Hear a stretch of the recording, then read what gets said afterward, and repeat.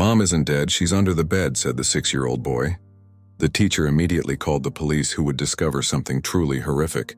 Subscribe and write in the comments where you're watching from.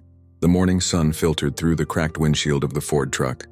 As Anna adjusted her grip on the steering wheel and glanced in the rearview mirror at the back seat, Kyle was sitting silently, clutching a faded teddy bear, his small face pressed against the window. The bear's seams were worn and one ear hung lower than the other, but Anna had long since learned not to suggest replacing it. This bear was the last gift from Kyle's father before the accident, and it had become more than a toy. It was his anchor. The suburbs rolled around them in neat, symmetrical lines, rows of houses with white fences and freshly painted shutters, manicured lawns and driveways welcoming gleaming vehicles like showroom models. Everything looked orderly, clean, even serene. Anna knew appearances didn't always reflect the truth, but she couldn't deny the part of her that longed for what these houses seemed to promise: peace. They had driven for over 4 hours from the city where Anna had lived her entire life. The move was sudden, but not impulsive. After her husband Marcus died in an unsolved hit-and-run, the city no longer felt safe. Sirens had replaced the silence. Grief had replaced comfort. Her friends had stopped calling. Bills had piled up. Kyle had started waking up at night mumbling, "Is Daddy coming home with the mail yet?" Anna's job at the local library had become a weight she could no longer carry.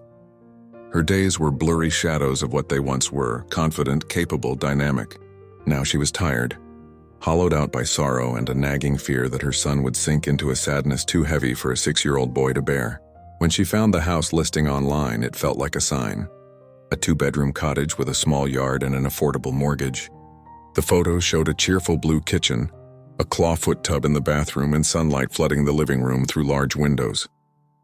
The house was nestled in a predominantly white neighborhood, a detail she had hesitated over but finally set aside. Her son deserved a fresh start. She did too. As she pulled into the driveway of their new home, Kyle sat up a little straighter, his gaze slowly taking in the yard and the white house with navy blue shutters. Anna parked, turned off the engine, and sat in silence for a moment. Her fingers trembled slightly as she fumbled for the keys. "We're here, sweetie," she said softly. Kyle didn't answer right away. He opened the door and carefully stepped out, looking around. A red tricycle was parked across the street. A dog barked somewhere nearby. The air smelled of cut grass and the faint perfume of blooming hydrangeas. Anna got out and took a deep breath. The air was different here. Less exhaust, less noise, more room to think, perhaps even to heal. She started unloading boxes with Kyle's help, setting aside those labeled kitchen and books first. Kyle's box, covered in scribbled gray crayon and stickers, had a heart drawn on the side with the word "mine." Just as Anna wrestled a suitcase onto the porch, a voice called out, "Need a hand?" She turned. A man stood at the edge of their lawn, tall, perhaps early 50s, with silver hair and a crisp collared shirt tucked into slacks. He held a cardboard box with both hands, which he gently set on the porch railing. "I saw you pull in. Thought I'd welcome the new neighbor," he said, smiling. "Richard, I live just across the street." Anna nodded politely. "Thank you, that's very kind." She extended a hand. Anna hesitated a moment before shaking it. "You and your son moving in?" "Yep, just us two," Anna said cautiously. "Well, if you need anything, a tool, a recommendation, a cup of sugar, you just knock. We look out for each other in this neighborhood." His smile lingered a beat too long. Kyle looked up from behind Anna's leg, his fingers tightening around the bear.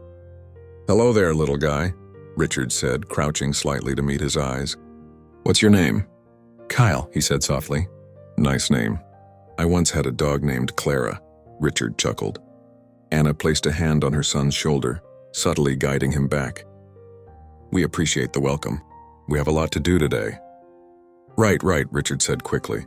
"I'll let you get to it, but I'll swing by later with a little something. My wife used to bake, but I make a mean banana bread." He walked away without waiting for a response. Inside, the house was full of dust and possibility. Anna wiped down windows, unpacked kitchen items, and let Kyle choose the room he wanted. The boy chose the one with the bay window overlooking the yard and began putting his toys away with surprising efficiency. That evening, after a takeout dinner eaten on the floor among the open boxes, Anna tucked Kyle in and sat on the edge of the mattress. "Do you like it here?" she asked. Kyle nodded sleepily. "It's quiet." "Yeah, Anna said, brushing a curl from her son's forehead. It is.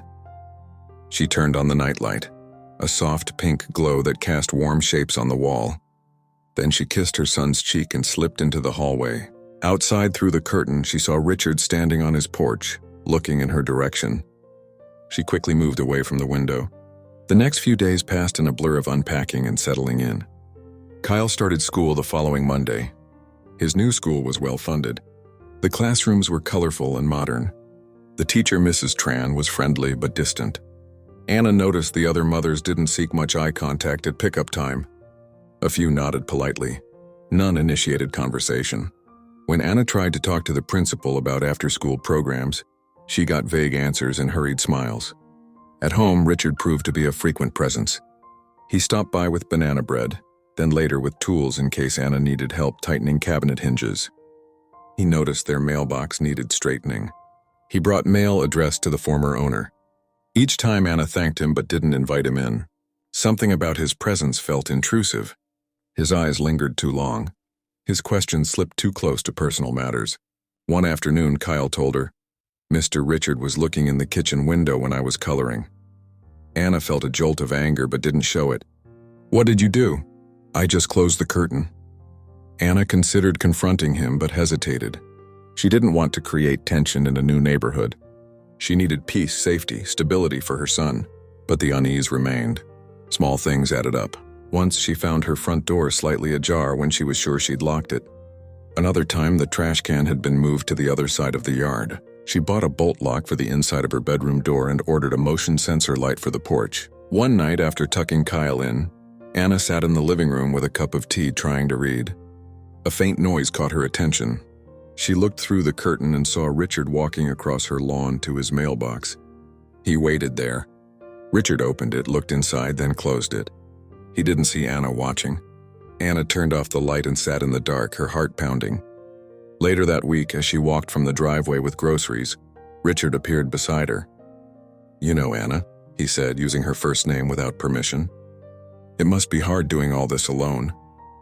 "I'm managing," Anna replied curtly. "I could help. Take Kyle to school.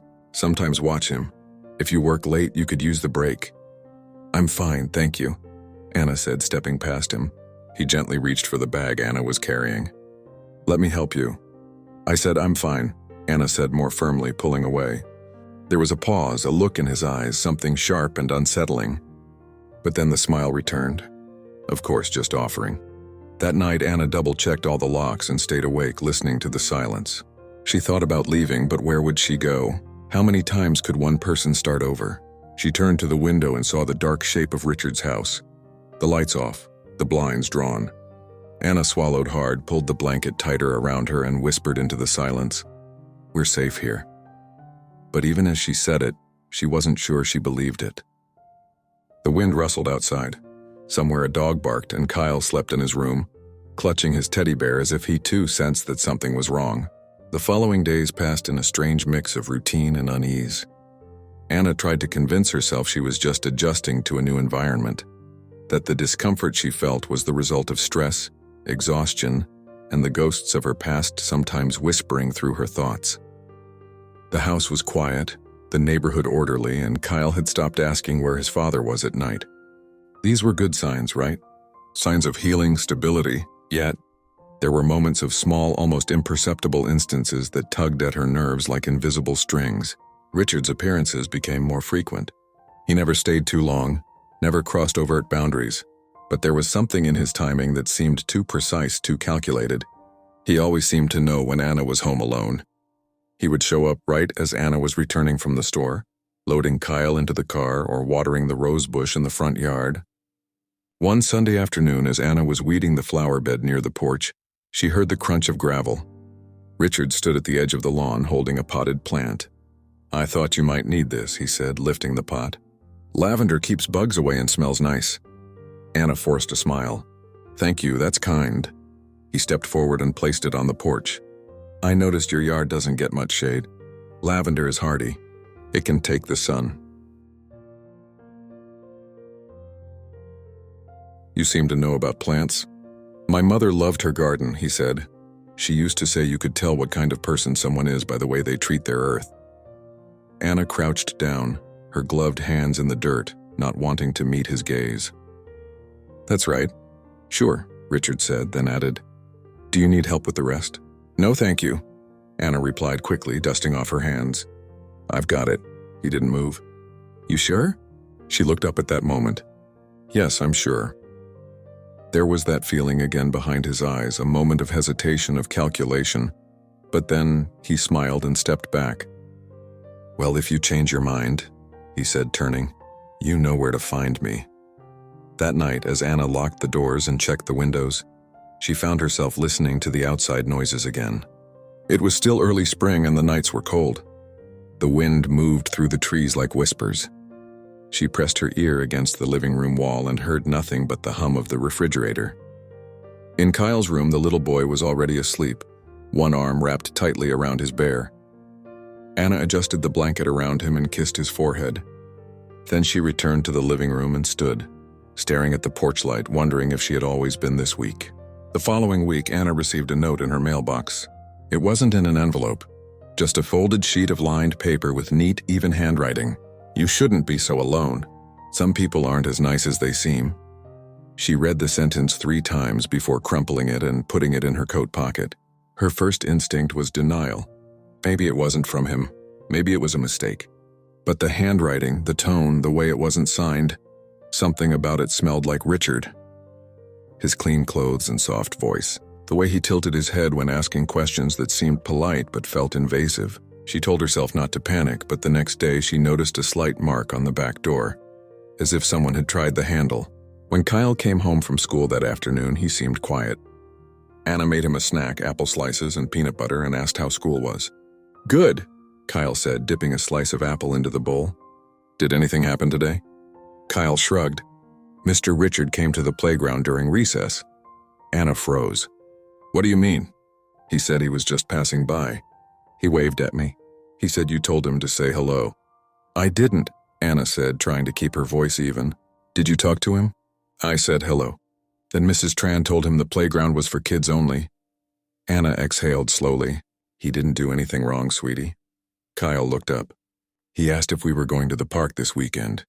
Anna clenched her fists under the table. "We are not," she said firmly. The next morning, she went to the school and spoke to the principal. The woman, a pale, thin-lipped administrator named Miss Lyle, nodded politely but didn't seem overly concerned. "It's not uncommon for neighbors to stop by," she said. "But he's not just a neighbor," Anna said. "He's persistent." "Has he spoken to other children?" "I don't know. Was he on school property?" Anna looked at her. "He approached my son. That should be enough." Miss Lyle clasped her hands. "We will keep an eye out. But unless he returns or causes a disturbance, there isn't much we can do." Anna left the office with a storm brewing in her chest. Once again, she was alone in her worry, dismissed for being too sensitive. She recognized the pattern, the quickness with which a black woman's intuition was dismissed as paranoia, the way her word carried less weight against the image of a neat, soft-spoken white man who made banana bread and helped with the community garden. That night, after Kyle went to bed, Anna sat in the living room staring at her phone, wondering if she should call the police, report him. But what would she say? That a neighbor was too friendly? That he wrote her a note that wasn't explicitly threatening? That he waved at her son? Would they even come? Instead, she texted an old library colleague named Denise. "Ever had a neighbor who just didn't seem right?" What do you mean?" Like too involved and too nice, always watching." Do you trust your gut always?" "Want me to look him up?" His name is Richard Evans, 50s. Lives on Sycamore Lane. I'm on it. Be careful." Anna stared at the screen for a long time before setting the phone down. She checked the locks again and placed a heavy chair against the front door. Then she sat on the sofa and waited for sleep to come, but it didn't. The next morning, Denise replied, "Nothing in the local records, but I found an article from 5 years ago in another county. A man named Richard Evans was investigated for harassment. Neighbor, no charges were filed. Seems he moved right after." Anna's stomach twisted. She called the non-emergency line for the city and filed a report. The officer on the phone sounded polite but detached, noted the information and said someone would look into it. 2 days passed, no follow-up. Then on Thursday, Kyle brought home another drawing. His teacher had stapled it to his folder with a note. "Your son is very imaginative." Anna pulled the paper out and stared at it. The crayon lines in the drawing showed a little boy hiding under a table. A man stood nearby holding a rope. The boy had no mouth. The man had no eyes. She didn't sleep that night. She sat in Kyle's room, watching her son breathe, listening to the faint sound of the heating system and the occasional creak of the old house. When she finally drifted into a light doze, she dreamed of footsteps outside the window and a smile too wide to be real. In the following days, Richard began knocking on the door instead of just lingering nearby. He always had a reason. A tool she thought Anna might need, a flyer for a neighborhood watch meeting, a box of cookies. Each time, Anna turned him away. Each time, he lingered a second too long. One evening, he knocked while Anna was making dinner. She didn't answer. He knocked again. Kyle stood by the window watching. "He's still there," he whispered. Anna turned off the stove and stood still. The knocking stopped, then the voice. "Anna, is everything okay? I just wanted to say hello." She didn't move. A minute later, footsteps retreated. She waited until she was sure Richard was gone, then went out. On the doormat lay a small package wrapped in a dish towel. Inside was a cupcake and a note. "You don't have to be afraid of me. I just want to help. We're a family now, aren't we?" The note wasn't signed. Anna didn't call the police this time. She packed a bag for herself and Kyle. She drove to a hotel 20 minutes away and checked in for the night. But when she returned the next morning, the front door was locked. Everything seemed untouched. No sign of forced entry, no damage. The next day, Anna installed a second lock, then a camera, then motion detectors. But what she couldn't install was a feeling of security. It was gone. She watched Kyle sleep every night, wondering how much her son understood, wondering if she had already failed to protect him, wondering how far this would have to go before someone else finally saw what she saw, because Richard wasn't just a neighbor anymore, and she was beginning to fear he never had been. The wind swept through the quiet streets of Harper Hills. This Monday morning carried with it the faint rustling of fallen leaves and a silence that Anna had learned to dread. It was the kind of quiet that didn't reassure. It was the kind that wrapped around a house and seeped into its corners like fog, thick and vigilant. She stood at the kitchen sink, her eyes fixed on the narrow window above, watching Kyle's small silhouette walk down the sidewalk toward the bus stop. Normally, Anna would have walked him. She never missed it. But this morning, everything was different. Her son had dressed himself, poured his cereal, and walked out the front door with nothing more than a whispered goodbye. Anna had tried to get up, but her limbs were heavy, her thoughts spinning. Her body ached where the rope had cut her wrists and ankles, the memory of the rough carpet scraping her back, the stifled cries she couldn't push past the gag, and the menacing darkness under the bed still clung to her like a second skin. She had tried to scream that first night, tried to struggle and twist, but the way she had been tied, she could barely breathe, let alone fight. Richard had entered like smoke, invisible at first. A silent turn of a lock, a heavy step on the floorboard she thought she had fixed. Then the sharp, quick, blinding blow, everything after came in pieces. The creak of the bed frame as she was dragged, the weight of the mattress above, the darkness and the silence. Kyle was home. Her little boy was just on the other side of the wall. Anna didn't know how many hours had passed before the pain in her shoulder faded into numbness, nor how long after that she had heard Kyle's soft voice through the floorboards, calling Mom again and again. And now, Kyle was walking alone to school. Alone because Anna could barely move without a searing pain running down her spine. Alone because she was trying to pretend everything was normal. Alone because Anna had failed to protect him. The day dragged. Anna sat in the living room, wrapped in a blanket, staring at the door. Every creak, every groan of the old house made her jump. Her phone rested on the coffee table.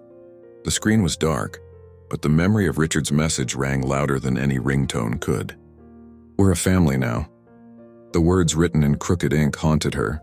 He had said it like he believed it, like he had convinced himself. She remembered Richard's eyes just before the blow. Calm, almost gentle, like someone putting down an animal. She had been nothing more than an obstacle to him. At 3:15 p.m., the school bus stopped. Anna was waiting at the window. Kyle got off alone.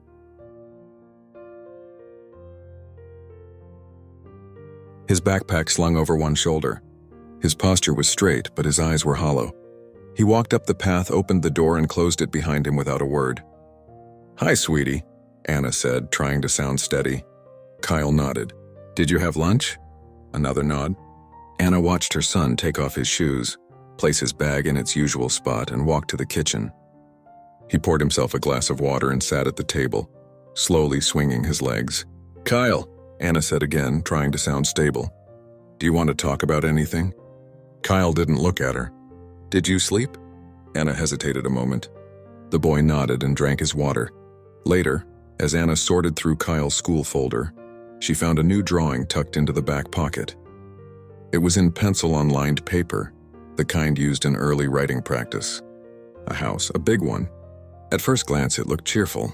Flowers, sun, a tree. But in the bottom corner near the base of the house, there was a small rectangle drawn in black. Below it, a red figure was huddled under a bed.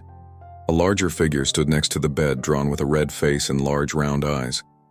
The boy had written one word in uneven letters: "Trapped." Anna's hands trembled as she held the drawing. She couldn't pretend anymore. The next morning, Kyle went to school alone. He didn't say anything to the teacher. He didn't complain, didn't smile. During free drawing time, he sat alone and filled an entire page with black lines. The teacher, Mrs. Tran, stopped by his desk. "That's a very dark drawing, Kyle." Kyle said nothing. "Without any sunshine?" "Still nothing. You can draw something happier if you want." Kyle looked up at her then, his expression unreadable, and said calmly, "Mom is still sleeping." That was enough to send Mrs. Tran straight to the principal's office. By noon, a social worker had been called. The school counselor joined them. There was a flurry of whispering adults. Papers were brought out, files opened. A call was made to the non-emergency police line. When the officers arrived at the school, Kyle was in the nurse's office. Sitting on the cot with his legs tucked under him, the same bear clutched on his lap. His eyes were wide, too silent for a child who should be smiling, laughing, maybe even misbehaving. Officer Ray knelt beside him. "Hello, Kyle, my name is Ray. This is Officer Davis. We just want to talk to you. Is that okay?" Kyle nodded. "Your teacher says you drew a picture of your mom. Can you tell us about it?" Kyle blinked. "She's under the bed." "Under the bed? She can't get out. Why not?" Kyle looked down. "He said not to let her out." "Who said that?" "I don't know." Ray looked at Davis. Davis gently placed a hand on the boy's shoulder. "Sweetheart, the last time you saw your mom standing up, when was that?" Kyle thought for a moment. "Friday night, he tucked me in. Then she wasn't there in the morning. She left, she didn't leave. She was under the bed." They reported the case. Anna was found a little over an hour later. The officers knocked twice and announced themselves. When there was no answer, they tried the lock, locked from the inside. Davis called out Kyle's name. There was a pause, then the sound of small footsteps. The door creaked open. Anna was under the bed, her limbs bound, her mouth barely able to gasp, semi-conscious. An ambulance arrived. Neighbors gathered. The story spread like wildfire. One of them said, "It couldn't be him, Richard. He waters our lawn. He brings over Christmas cookies." But it was him. He had a key. He had waited for nightfall, for Anna to turn off the porch light, for Kyle to be in bed. He had known the floorboards wouldn't creak if he only walked on the edges. He had known which door she left unlocked when she felt safe, and then he had disappeared. Once Anna could speak, she told them what had happened. Slowly, through cracked lips and a whispery voice, she described how he had entered, how she had been hit, how she had tried to fight, how Richard had smiled while dragging her under the bed. "He said Kyle would be better off," she murmured to the nurse. "He said he would take care of him." Kyle, meanwhile, sat in the hospital waiting room with the bear on his lap. A kind nurse gave him crackers and juice, but he didn't eat. His eyes remained fixed on the double doors, waiting. When they wheeled Anna in, bandaged and pale, Kyle stood up and ran to her. The reunion was quiet. Just a small hand slipping into a weak one, a breathless mom, and a barely audible, "I'm here." That night, under police watch, Anna was admitted to the hospital for overnight observation. Kyle was taken into temporary care until Anna was well enough. They promised it wouldn't be long, but Kyle didn't cry. Not then. Not when he was driven to the shelter. Not when he was shown a room with a pink blanket and a moon-shaped nightlight. He just held the bear and waited. It would be several days before he drew again. And when he did, he used only black, only red, only silence. In the sterile, humming quiet of the hospital room, Anna stared at the ceiling tiles as if they held answers.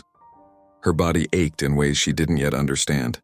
Her wrist still burned where the fabric had cut her skin, and her breathing was shallow, The beep of the machines beside her seemed too loud, too mechanical, as if reminding her with every pulse that she was still alive, that she had survived something meant to destroy her.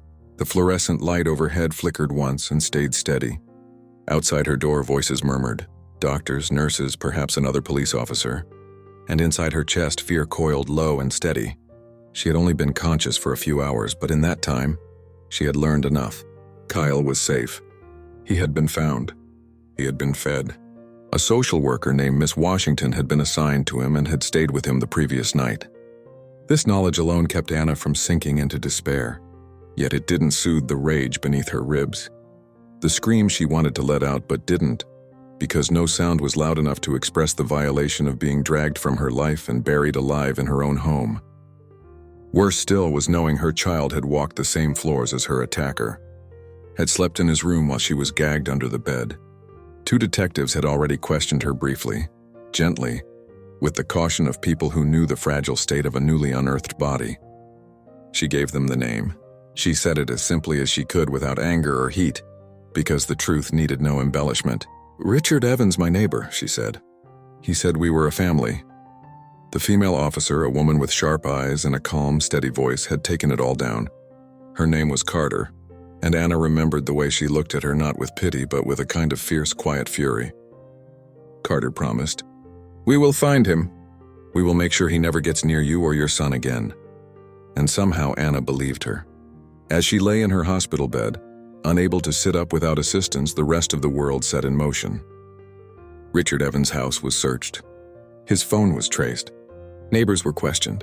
Some shook their heads in disbelief. Others admitted quietly that he had always been a little odd, but always polite, always generous. The kind of man who shoveled sidewalks in the winter and remembered birthdays. The kind of man people trusted with spare keys to watch packages or glance at a child while a parent was running late. He had worn normality like a second skin. In the back room of Richard's house, detectives found a locked wooden chest. Inside were scraps of fabric, some with Anna's name lightly embroidered in blue thread. Scraps taken from clothes off the clothesline, from shirts tossed aside. Beneath them were several drawings clearly made by a child, including one Carter instantly recognized.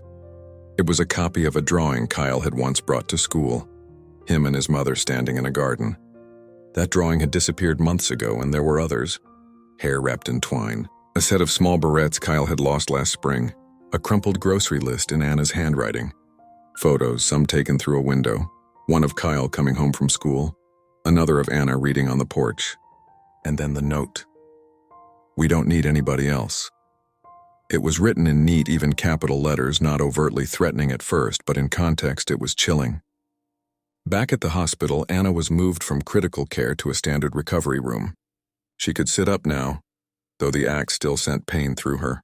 Carter returned, this time with more questions. And this time, Anna was ready. She told her everything. The flowers on the doorstep, the gifts, the banana bread, the moments that hadn't felt right but were too small to report. The way her stomach twisted when he stood too close. The way she had talked herself out of her own fear over and over again because she didn't want to be that woman. The one who accused a man of being dangerous just because he smiled too much. She confessed her shame, her guilt, her fury. "He walked around like he owned the place," Anna said, her voice passing. "Like I should have been grateful for his attention." Carter listened without ever interrupting. "He looked at my child," Anna choked out, pressing a hand to her mouth. He held his hand. "People saw him do it. They let him." Carter said gently, "People see what they want to see, but we see it now, and that's enough." Meanwhile, Kyle stayed at the shelter, a small, clean facility where every child had their own bed, shelf, and space to be alone if needed. He didn't talk much. He drew, but even his drawings had changed. No more houses or sun. Now he drew closed. Dark circles and shapes that closed in on themselves with tiny figures inside. When asked who the figures were, he simply said, "Mom." One of the staff members, a woman named Eva, who had a soft voice and wavy hair that reminded Kyle of clouds, did her best to connect. "You are very brave," Eva said one afternoon, kneeling beside him as Kyle drew. Kyle didn't answer. "Do you want to write anything on your drawing?" Kyle shook his head. Eva placed a hand on his shoulder. "It's okay. We're here when you're ready." Back at the police station, the evidence mounted. Richard's past, once sealed, began to crack. There had been another incident 6 years ago. A woman in another state, another suburb, the same pattern. Letters, gifts, boundaries crossed. She had filed a no-contact order, but the case had quietly disappeared, settled without fanfare. He had agreed to therapy. She had moved. Detectives found her. Her name was Mary. Her story was strangely similar. And when she heard Anna's name, her voice trembled. "I knew he would start again," she said. "I tried to tell people. Nobody listened." With Mary's testimony, Carter and her team filed accelerated charges: kidnapping, false imprisonment, child endangerment, burglary, stalking. The list grew. Richard hadn't returned to his house since the day Kyle let the officers in. His car was found abandoned near a state park. For hours, he was considered missing.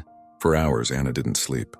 Then he was found sitting calmly on a bench at a gas station 3 cities over, sipping coffee from a foam cup. When the officers approached, he looked up and smiled. "I was just giving them space," he said. He left quietly. The trial began slowly, as these things do: motions, hearings, depositions. Anna refused to attend the first arraignment. Instead, she watched the news coverage from her hospital room. Richard stood there, head held high as if he were the aggrieved party. Anna turned off the TV. Carter came the next morning. "He pleaded not guilty," she said. "We expected that. But with the evidence, witness statements, Mary's testimony, the case is strong. We're going to ask for no bond." Anna nodded. "Good. Kyle will come visit you today," Carter added. "Just for a little while." He asked. Anna's eyes filled with tears, but she held them back. "Is he okay?" "He's quiet, but he's okay." An hour later, the hospital room door opened and Kyle walked in, his hand held in Eva's. He wore a pink sweater and jeans.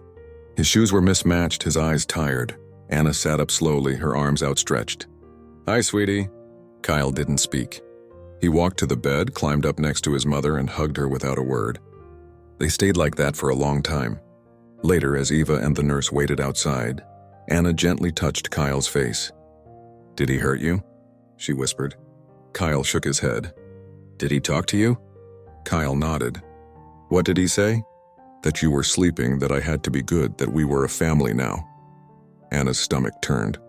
"But I knew he was lying," Kyle added. "How?" "Because you always say family means safety, and I wasn't safe." Anna kissed the top of her son's head. "You are safe now."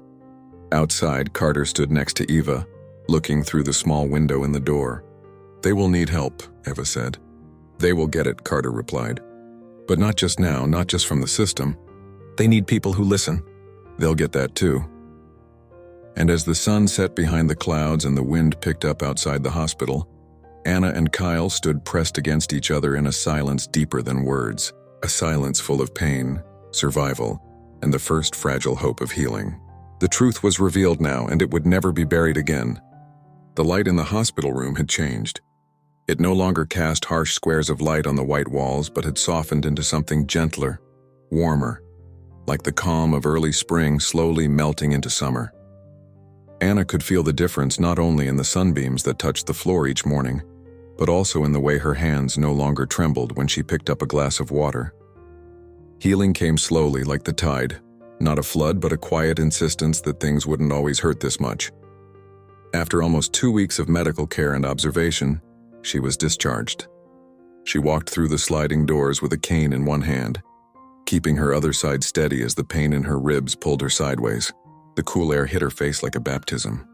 The world was still there, trees, cars, the chorus of birds, and her son was waiting near the car, small and wide-eyed, clutching a paper bag filled with his favorite markers and a half-eaten granola bar.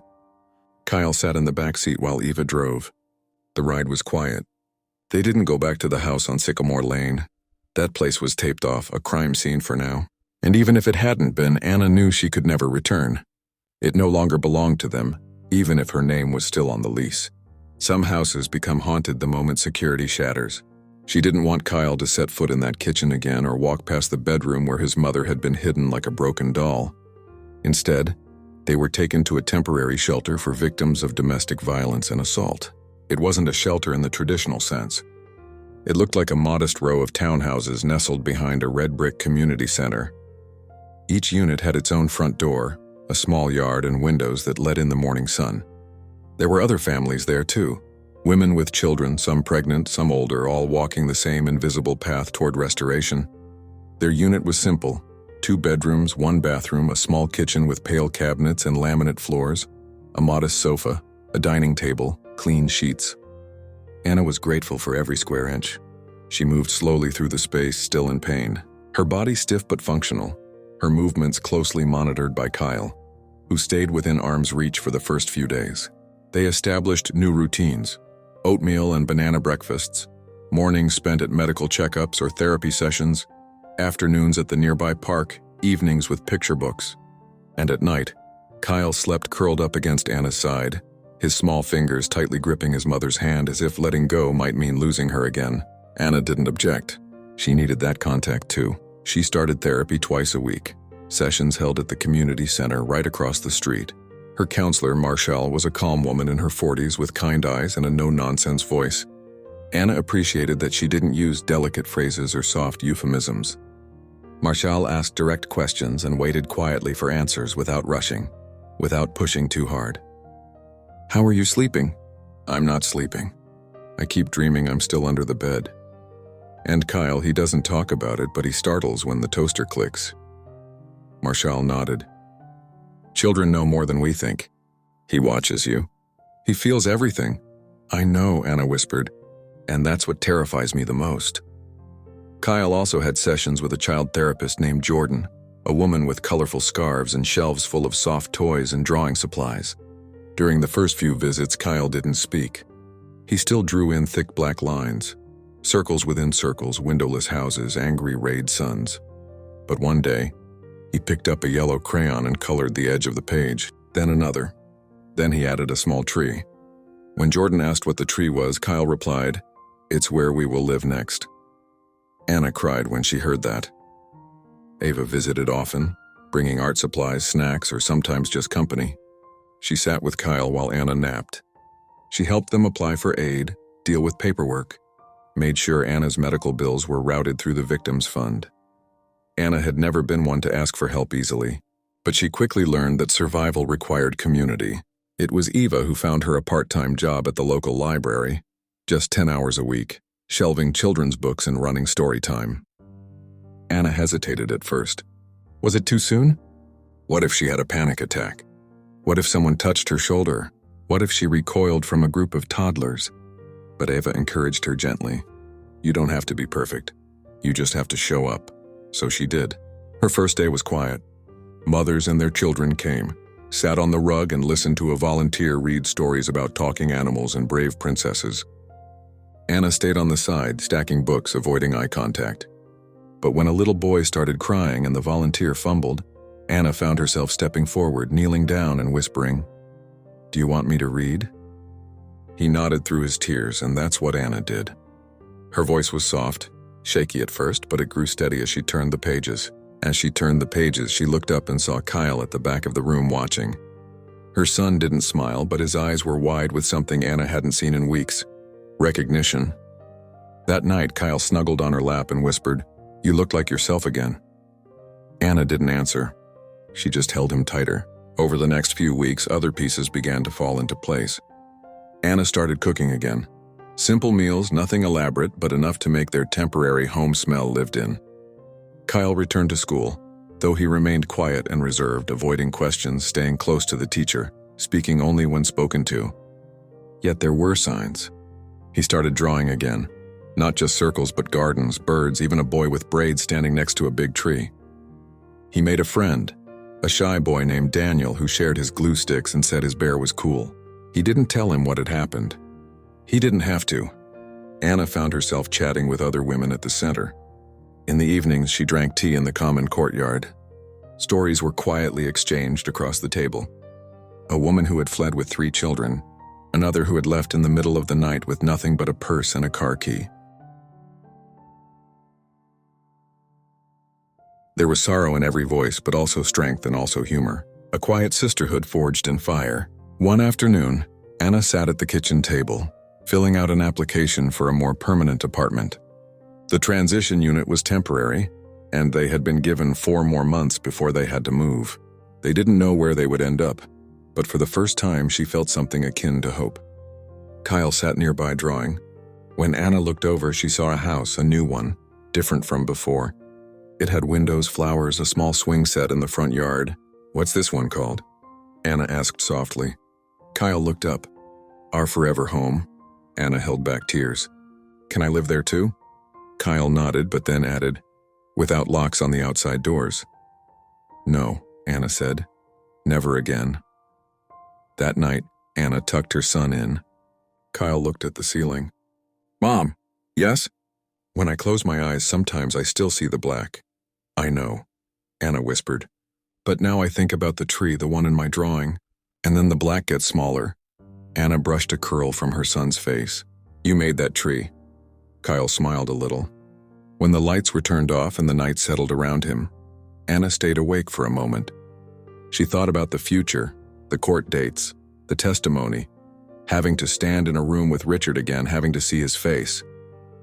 Her body trembled, but then she remembered the boy at the library who had stopped crying when she read. She remembered how Kyle's voice had come back. Slowly but surely she remembered the other women, Olivia and Joy, who shared their stories and held her hand. She was coming back not to the life they had before, but to something else, something hard-won and tender. It wasn't perfect. It was real. They were still standing. The outside air was finally starting to feel like summer, warm enough to shed jackets by midday, cool enough to keep the windows open without being stuffy. In the morning, the chorus of birds filtered through the thin curtains of the townhouse, soft and repetitive like a children's humming. Anna had started waking up before her alarm again, not because of nightmares this time, but because of the lightness. A small part of her body no longer tensed in defense. She didn't startle awake anymore. The dark images hadn't entirely disappeared, but they receded like smoke with each passing night. It had been nearly 2 months since the terrifying night she was found. The townhouse where she and Kyle now lived still bore the telltale signs of transitional living. Suitcases stashed in corners, light furniture sparsely scattered, a chipped mug that once belonged to someone else, but something had changed.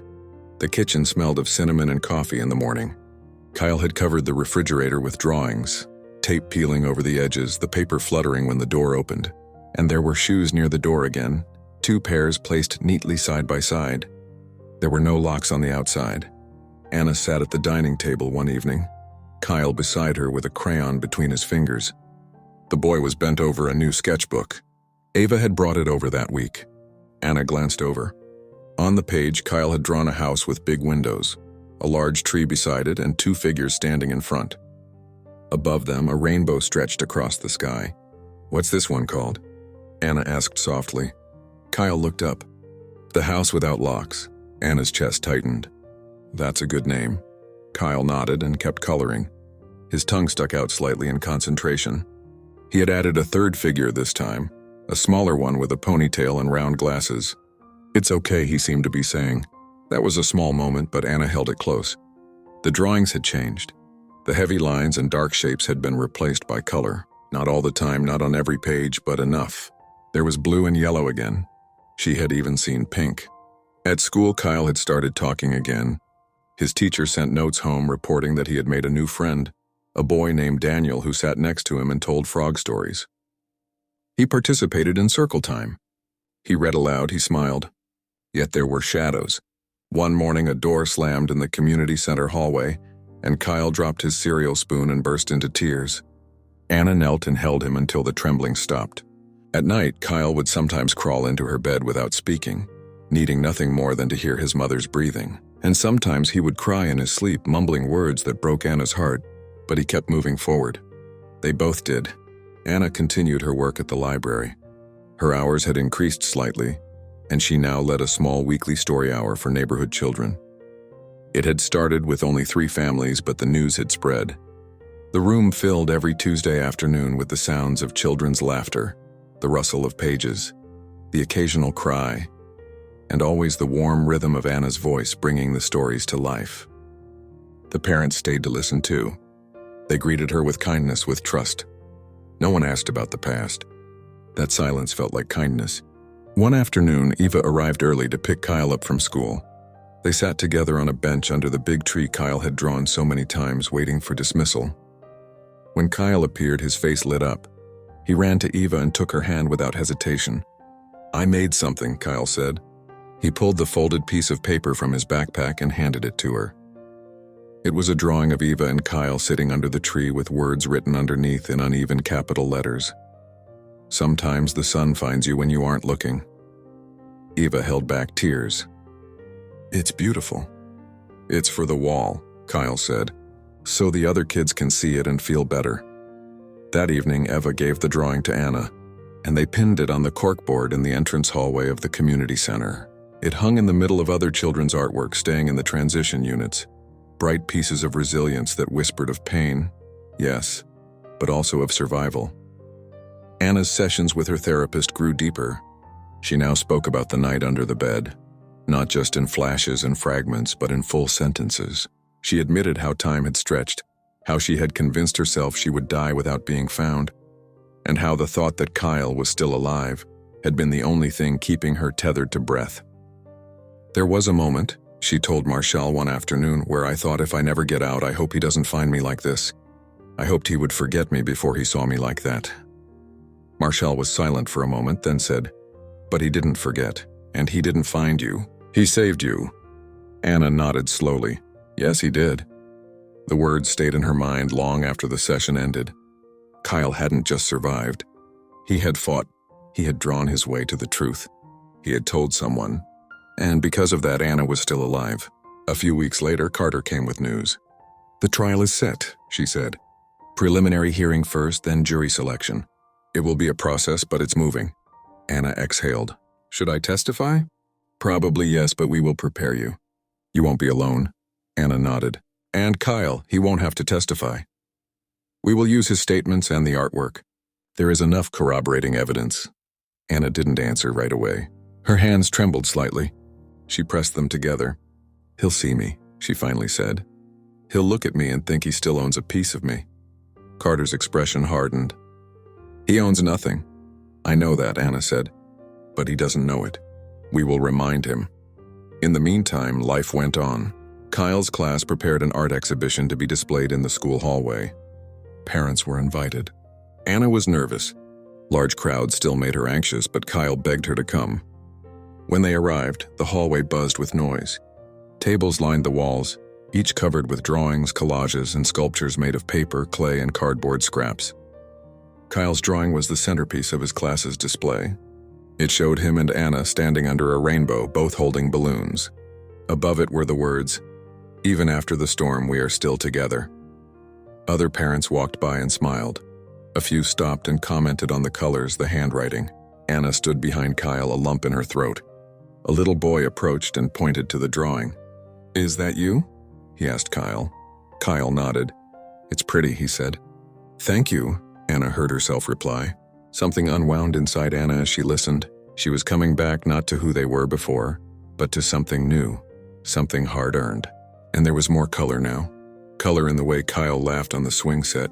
Color in the chalk drawings he made on the sidewalk.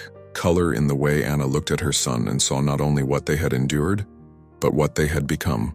They were not broken. They were blooming. There was a calm in the late summer air that seemed to wrap around the city like a warm blanket. The breeze no longer carried the sharp urgency of spring, but moved slowly with the soft silence of doubt. The trees stood tall and full, their leaves heavy with the weight of the season. And the community center garden was blooming in defiant color. Sunflowers, lilies, wild marigolds, all reaching up as if searching for something just beyond the sky. Anna stood near the entrance, watching Kyle chase bubbles across the grass. The boy ran without hesitation now, laughing and bursting, his limbs loose and fearless. Every time a bubble floated higher, he jumped and twirled, his voice floating with it. Anna smiled but remained where she was, her hands wrapped around a hot paper cup of tea. Her eyes followed her son, keeping him ready without touching him. It had been months since that long, terrifying night, and in that time their world had been slowly rebuilt. Not as it was, but as something new, stronger, wiser, full of breath again.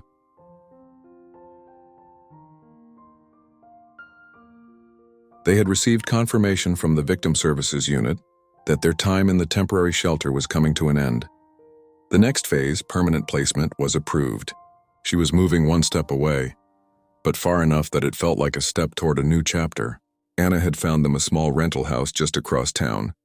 A modest ranch with blue shutters, a porch, and a large swing set in the front yard.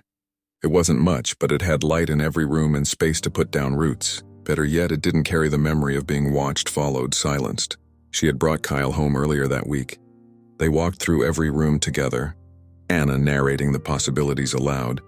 "This could be your reading nook," she said, pointing to the sunny alcove in the living room. "And maybe we can put wind chimes on the porch." Kyle hadn't said much at first, quietly moving from room to room. Then in the kitchen, he looked up at his mother and asked, "Can we paint it yellow?" Anna nodded, any color he wanted. That sealed it. The house would be yellow. Now as Kyle danced across the lawn with another little girl from the center, Anna exhaled deeply and let herself believe they were ready. The trial was set for the following week. Despite the preparation, Anna still felt a slow fear in the pit of her stomach. She had gone over her testimony several times with the prosecutor, sat through mock cross-examinations, practiced answering softly but firmly when asked to recall the events. She had been told she was strong, she was credible, her story mattered. But none of that could change the fact that Richard would be in the room. Richard Evans, the man who looked her in the eyes and told her she would never be alone again, who snuck into her house, took her body, her voice, the innocence of her son, and tried to wrap it all up in his twisted idea of affection. She still saw his smile and sometimes dreamed she still heard the scraping of the carpet against her back. And yet she would go. She would walk into that courtroom with her chin up and her shoulders back, not because she wasn't scared, but because fear was no longer in control. The night before the hearing, Anna sat on the edge of Kyle's bed folding laundry. The boy was coloring beside her, his tongue sticking out in concentration as he filled the petals of a sunflower with a gold crayon. "We go to the new house tomorrow?" Kyle asked without looking up. "Not tomorrow, sweetie. Soon after the trial." "Okay," Kyle said, folding a soft shirt. "Yes," Anna nodded. "He'll be there." Anna paused, then said, "Yes, but only for a little while. Then we won't ever see him again." Kyle looked at his mother. "He'll go under the bed this time." Anna blinked slowly. "This time he'll be somewhere far away and he won't be able to hurt anyone." The boy thought for a moment, then returned to his drawing. "Okay," he said, "as long as he can't get into our yellow kitchen." The courtroom was cold, the kind of cold that seemed to hum against the skin, making the already fragile water seem brittle. Anna sat in the front, between her attorney and the victim advocate. Her palms were sweaty despite the chill. Across the room, Richard sat with his defense attorney, wearing the same self-satisfied calm he always wore, as if nothing bad could ever touch him. He had pleaded not guilty. Anna's heart hammered against her ribs, but her face remained still. She refused to give him the satisfaction of a flinch. When she was called to the stand, the room tilted slightly. She stood up carefully, walked with a measured pace. Her heels echoed on the floor. She sat down, adjusted the microphone. She did not look at Richard. The prosecutor gently guided her through her testimony, starting with the first incidents, the gifts, the notes, the moments that felt strange, the fear she had swallowed. Then came the night, the click of the lock, the blow, the hours, the days under the bed, the silence. She did not cry. She did not stutter.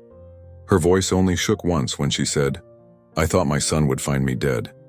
The defense tried to discredit her.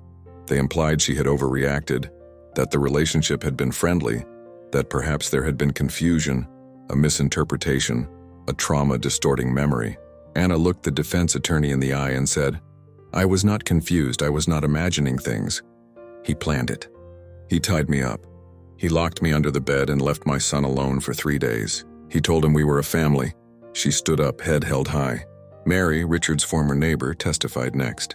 She had flown in from another state. Her voice trembled, but her words were as solid as steel. She described his behavior, the threats, the obsession, the silence of the justice system when she had tried to warn them years ago. Kyle's drawings were admitted into evidence.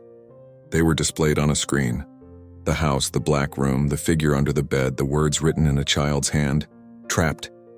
The courtroom was silent. When the closing arguments ended, the jury was dismissed. Anna walked out with Carter and the prosecutor. The air was warm and still. She sat on a bench and pressed her hands together. "How long?" she asked. It could be a few hours, could be a day. They waited. The verdict came that evening. Guilty on all counts: kidnapping, false imprisonment, child endangerment, attempted custodial interference. The judge sentenced him to 25 years in prison with no possibility of parole for the first 15 years. A lifetime restraining order was granted. He was to have no direct or indirect contact with Anna or Kyle for the rest of his life. The room held its breath. At the moment the sentence was read, Anna released her own. They moved into the new house 3 days later. The kitchen was painted yellow. The windows stayed open. The locks were only on the inside. Kyle decorated his room with drawings and taped a sign on his door that read "Safety Zone." He invited Daniel over. They built forts and told stories. He laughed. He ran barefoot in the grass of the yard. He made a new drawing for the refrigerator. It showed him and his mother standing in a field under a rainbow wearing superhero capes. Anna framed it. One evening after dinner, Kyle sat beside her on the porch steps. Twilight painted their shadows long and soft. "Mom." "Yes? Can we stay here forever?" Anna looked out over the yard. Fireflies blinked lazily in the fading light. "I hope so, sweetie." Kyle nodded. "If any kid is ever scared, I'll tell them what we did, that we got out." Anna reached for her son's hand. "That's a beautiful thing to share." Kyle leaned against her. "It's not scary anymore. Not even a little bit." Then he added, "Just sometimes, but I draw it." Anna kissed the top of his head. "That's called being brave." They sat there until the stars appeared one by one, until the sky was full again. And for the first time in a very, very long time, the silence around her was peaceful. No creaking footsteps, no whispering through the floorboards, no locks on the outside doors. Only the wind, only the laughter, only home. If this story touched you, don't forget to subscribe for more powerful true stories. Share this video with someone who needs to hear it, and don't forget to watch our other videos. You won't want to miss what comes next.